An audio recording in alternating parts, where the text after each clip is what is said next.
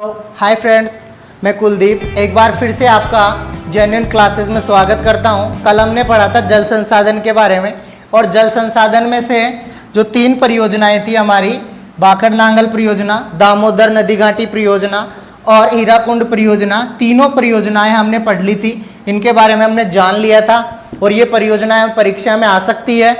और इसके साथ हमारे अगला जो टॉपिक है वो राजस्थान की महत्वपूर्ण परियोजना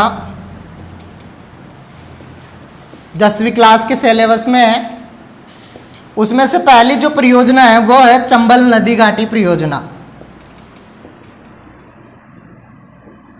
चंबल नदी घाटी परियोजना, इसके बारे में तो आप सब जानते हैं। चंबल नदी, ये परियोजना चंबल नदी पर बनाई गई है। चंबल नदी पर इसका निर्माण हुआ है और इस परियोजना की जो शुरुआत हुई है वो 1953 में हुई थी। ये 2 राज्यों की संयुक्त परियोजना है। अब 2 राज्य कौन कौन से हैं इसमें? पहला है राजस्थान, अब राजस्थान यहां पर है, और दूसरा है मध्य प्रदेश जो बीच में है, एमपी और राजस्थान। ये 2 राज्यों की संयुक्त परियोजना है। इस परियोजना का जो लाभ है वो इन दोनों राज्यों को प्राप्त होता है। इस परियोजना के निर्माण का जो मुख्य उद्देश्य है निर्माण का, वो इस क्षेत्र के मृदा अपरदन,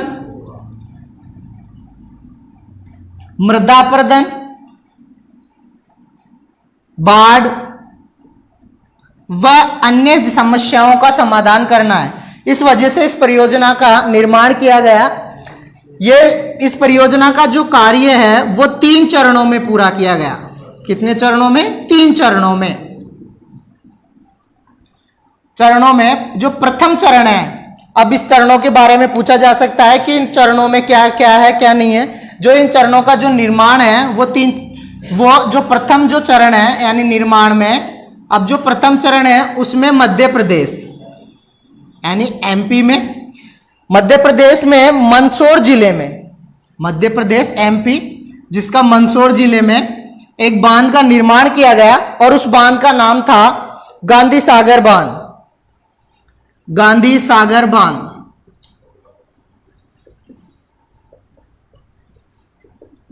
यहां से एरो लगा दिया, मध्य प्रदेश से गांधी सागर बांध। ये जो मैप डायग्राम से समझाने का मतलब है कि कई बार क्या होता है, जो मानचित्र आता है ज्योग्राफी का, वो सीधे दे देते हैं गांधी सागर बांध, पॉइंट दे दिया। अब आपको पता नहीं है कि कहां पर है, तो इस मैप के आधार पर मैं आपको पहले समझाने की कोशिश कर रहा हूं। जब जो प्रथम चरण में गांधी सागर बांध बनाया गया था वो मध्य प्रदेश में। अब द्वितीय चरण में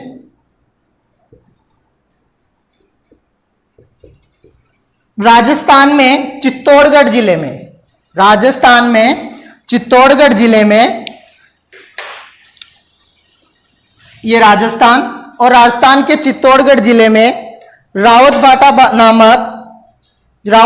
बाटा नामक स्थान पर राणा सागर बांध बनाया गया यहां पर। और जो तृतीय चरण है उसमें तृतीय चरण में कोटा, बूंदी जो राजस्थान के जिले हैं उनकी सीमा पर कोटा बैराज बनाया गया बांध, जिससे पानी के लिए सप्लाई की जाती है। तो यह परियोजना ज्यादा कुछ है नहीं 10वीं के कोर्स में। चंबल परियोजना के बारे में इतना ही है। चंबल परियोजना का निर्माण चंबल नदी पर हुआ। इसका निर्माण इसकी शुरुआत 1953 में हुई। इसका निर्माण कार्य 3 चरणों में पूरा किया गया। प्रथम चरण में तो गांधी सागर बांध बनाया गया, द्वितीय चरण में राणा सागर बांध बनाया गया और तृतीय चरण में कोटा बैराज का निर्माण किया गया। और इसकी जो मुख्य विशेषता है मृदा अपरदन और बाढ़ को जो रोकने के लिए इसके निर्माण कार्य किया गया। इसके बाद में नेक्स्ट जो दूसरी है वो परियोजना है इंदिरा गांधी जो हमारे राजस्थान की बहुत ही महत्वपूर्ण परियोजना है, इस परियोजना के अंतर्गत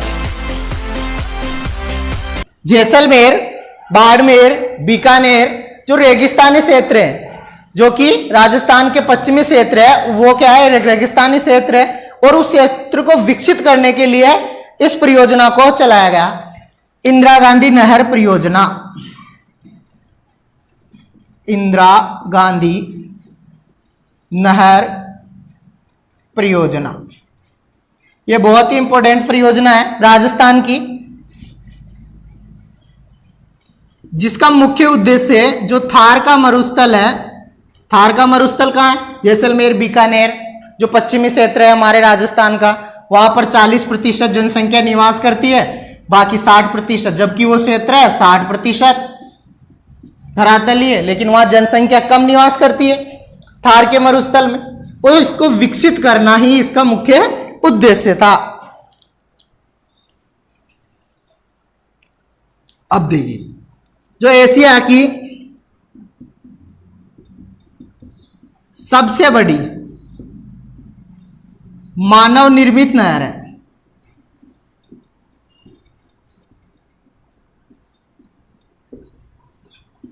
वो है इंदिरा गांधी नहर परियोजना। इसे पहले राजस्थान नहर के नाम से जाना जाता था, राजस्थान नहर, इसे मरुगंगा भी कहा जाता है, राजस्थान की मरुगंगा। इसका निर्माण कार्य 31 मार्च 1958 को शुरू हो गया था, उद्घाटन हुआ था, परंतु 2 नवंबर 1984 में इस राजस्थान नहर का नाम बदलकर इंदिरा गांधी नहर परियोजना रख दिया गया। इंदिरा गांधी नहर परियोजना रख दिया गया। इस परियोजना का निर्माण सतलज व रावी नदी के संगम पर किया गया। हरि के बैराज तक इस नहर को निकाला गया है। इस नहर की जो कुल लंबाई है वो 649 किलोमीटर है टोटल लंबाई, जिसमें से 169 किलोमीटर पश्चिमी बंगाल, 16 किलोमीटर हरियाणा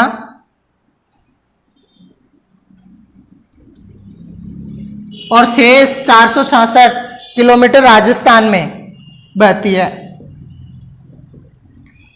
ये 2 परियोजनाएं आपकी जो राजस्थान की मुख्य परियोजना थी वो पूर्ण हो गई है। इसमें 9 लिफ्टें हैं। इसमें क्या है? 9 लिफ्टें,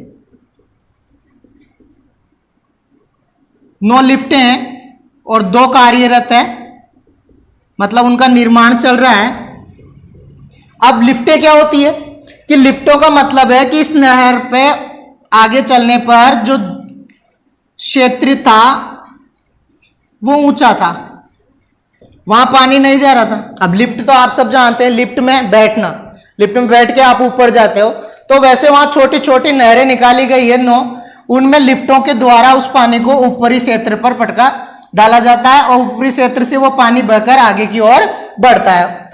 तो वहां पर वो लिफ्टों का, और उसे कहा जाता है लिफ्टें। बैराज एक आया आपके यहां पर, बैराज। बैराज क्या होता है?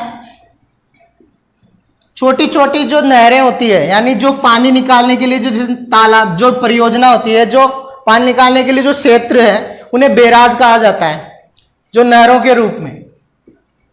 तो ये 2 परियोजनाएं हो गई। इसके अलावा और भी छोटी छोटी 2 परियोजनाएं हैं, और राजस्थान के अन्य परियोजनाओं में भी 4-5 परियोजनाएं हैं, जैसे कि 2-4 इंपोर्टेंट है उनमें से।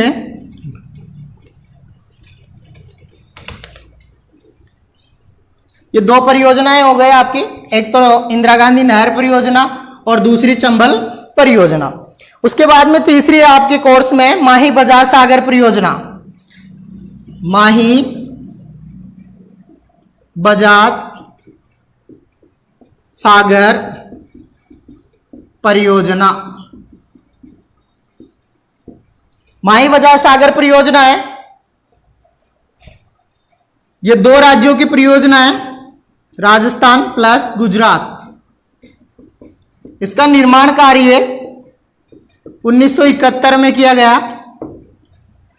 इस परियोजना का जो मुख्य उद्देश्य है राजस्थान में, वो डूंगरपुर बांसवाड़ा क्षेत्र को, डूंगरपुर बांसवाड़ा क्षेत्र है, उनकी आर्थिक स्थिति यानी उनका आर्थिक विकास करना इस नहर का मुख्य उद्देश्य है। गुजरात राज्य में कनाडा बांध बनाया गया है, जो कि गुजरात सरकार द्वारा, यानी गुजरात सरकार ने ही उसमें पैसे लगाए इसमें माही बजाज सागर परियोजना में। बस इतना ही दे रखा है। इसमें विद्युत गृहों की स्थापना भी है 10वीं के सिलेबस में। इसके बाद में नेक्स्ट अगली परियोजना है, ये जो वीडियो है वो 10वीं क्लास के रिवाइज के लिए बनाए गए हैं ज्यादातर, क्योंकि अपनी रिवाइज करके वापस तैयारी कर सके, देख सके आराम से। नेक्स्ट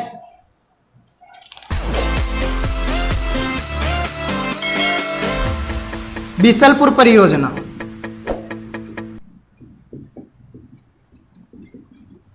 इस परियोजना में जो मुख्य उद्देश्य है इसका पेयजल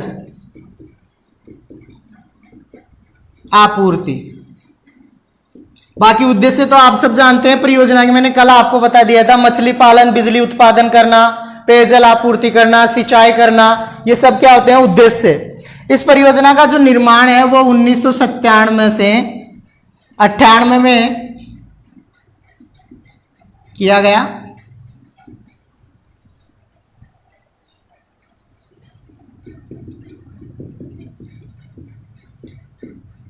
टोंक जिले के टोडा रायसिंह तहसील में इसका निर्माण किया गया। इस परियोजना का जो निर्माण है वो बनास नदी पर किया गया।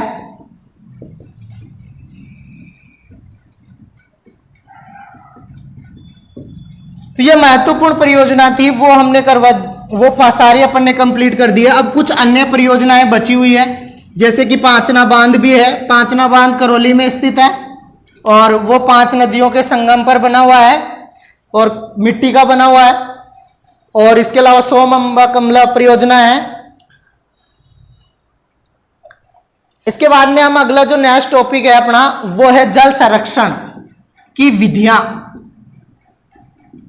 मतलब परंपरागत और गैर परंपरागत, यानी परंपरागत तरीकों से जल संरक्षण की विधियां। परंपरागत पुराने जमाने, गैर परंपरागत वैज्ञानिकों द्वारा किए गए आविष्कार, गैर परंपरागत। अब देख, पहला है वो है बावड़ी। पहला है बावड़ी।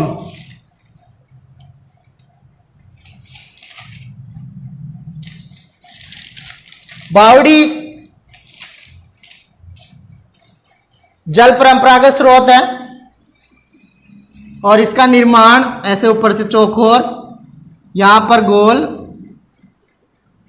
यहां से रास्ता होता है, यहां आंगननुमा होता है और फिर इस ऐसे करके सीढ़ियां होती है, यहां से सीधा मिला होता है, यहां झरोके होते हैं। चतुष्कोणीय और वर्तुलाकार यानी वृत्त के समान, और यहां से चतुष्कोणीय, इस प्रकार इसका निर्माण होता है। और यहां पर झरोके, सीढ़ियां वगैरह लगी होती है। देखी होगी बावड़ी अधिकतर हर क्षेत्रों में होती है। सबसे सर्वाधिक जो बावड़ी है वो बूंदी शहर में पाई जाती है, इसलिए इसे सदैव सिटी ऑफ स्टेप वेल्स कहा जाता है। सदैव सिटी, इसलिए इसे सदैव city of step Wales,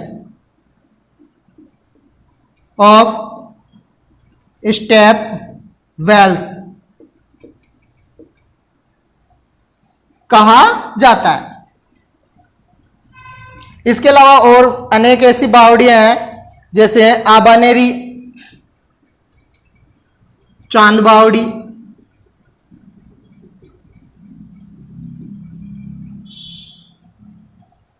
Dausa, Bhandarej बावड़ी, जोधपुर, तापी बावड़ी, ये इन क्षेत्रों में स्थित है। बावड़ियों का निर्माण प्राचीन काल में किया जाता था, जो कि पेयजल के लिए ज्यादातर इसका उपयोग किया जाता था। अब इसके बाद में नेक्स्ट जो हमारा संरक्षण आता है वो आता है तालाब। तालाब के बारे में आप सब जानते हैं। तालाब का निर्माण ढालू भाग में किया जाता है।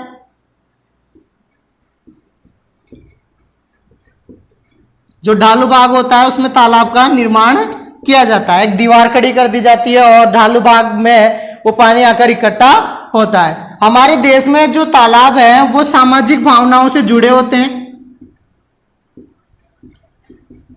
सामाजिक भावनाओं से कैसे?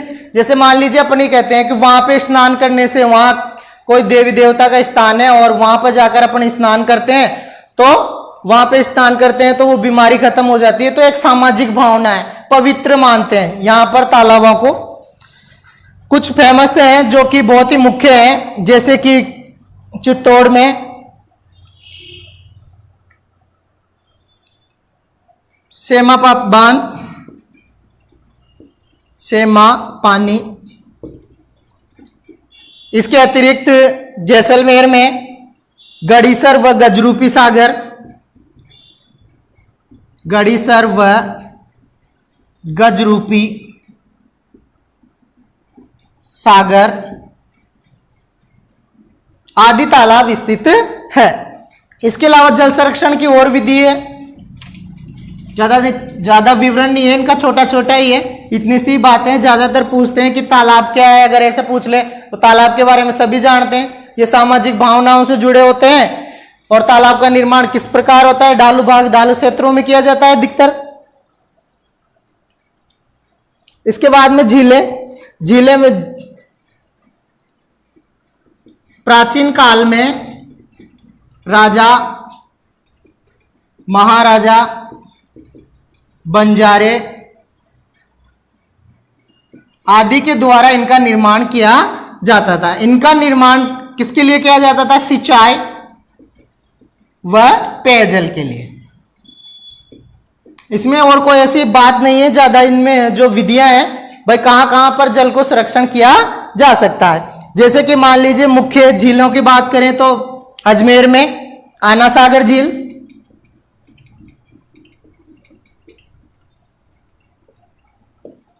इसके अतिरिक्त फतेह सागर, तालछाफर, चूरू, पिछोला, उदयपुर, बूंदी में नौलखा झील, नौचौकी राजसंबंध में फेमस जो प्रसिद्ध है। इसके बाद में जल संरक्षण की विधि में आती है नाडी।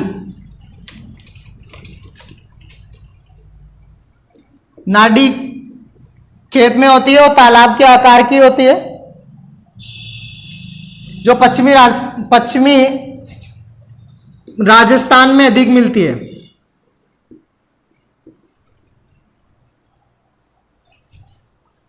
टाका, जिसका 5 से 6 मीटर क्या होता है, गहरा होता है, और राख और बजरी से इसका लेप कर देते हैं अंदर की तरफ, मतलब जो सीमेंट का जो कार्य करे। जोहड़ भी सेका और जोहड़, इसके बाद में आता है जोहड़। इसके बाद में है बेरी, छोटी कुई, जोहड़, छोटी कुई, बेरी और जोहड़। ये स्थानीय भाषा में से बेरी कहा जाता है। जो छोटी कुइयां होती है इसके 2 से 3 व्यास होता है, 5 से 6 मीटर गहराई होती है।